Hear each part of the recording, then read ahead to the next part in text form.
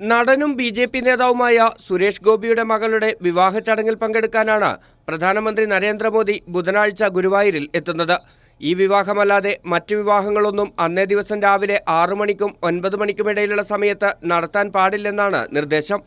ചടങ്ങ് നടത്താൻ പ്രത്യേക സുരക്ഷാ സേന അനുമതി നൽകിയിട്ടില്ലെന്ന് ദേവസ്വം അധികൃതർ വിവാഹ പാർട്ടികളെ അറിയിച്ചിട്ടുണ്ട്. ഈ വിവാഹങ്ങൾ രാവിലെ 6 മണിക്ക് മുൻപോ അല്ലെങ്കിൽ 9 മണിക്ക് ശേഷമോ നടത്താമെന്നാണ് അറിയിച്ചിരിക്കുന്നത്. എന്നാൽ രാവിലെ 6 മണിക്ക് മുൻപ് വിവാഹ ചടങ്ങ് നടത്താൻ തയ്യാറായാലും ചടങ്ങിൽ 20 പേർക്ക് മാത്രമേ പങ്കെടുക്കാൻ അനുമതിയുള്ളൂ.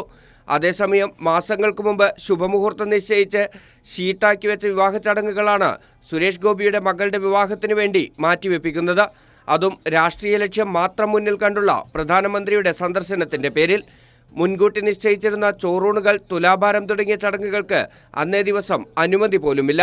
ലോക്സഭാ തെരഞ്ഞെടുപ്പ് ലക്ഷ്യമിട്ട് പ്രധാനമന്ത്രിയുടെ അടുത്തയാളാണ് സുരേഷ് ഗോപി എന്ന് സ്ഥാപിച്ച് മുതലെടുപ്പ് നടത്താനുള്ള ശ്രമമാണ് ഈ സന്ദർശനത്തിലൂടെ നരേന്ദ്രമോദിയും ബി.ജെ.പിയും നടത്തുന്നത്. സാധാരണക്കാരായ യഥാർത്ഥ ഹൈന്ദവ വിശ്വാസികളുടെ വിശ്വാസങ്ങൾ തന്നെയാണ് ഇതിലൂടെ ഹനിക്കപ്പെടുന്നതും. കൈരളി ന്യൂസ്, തൃശൂർ.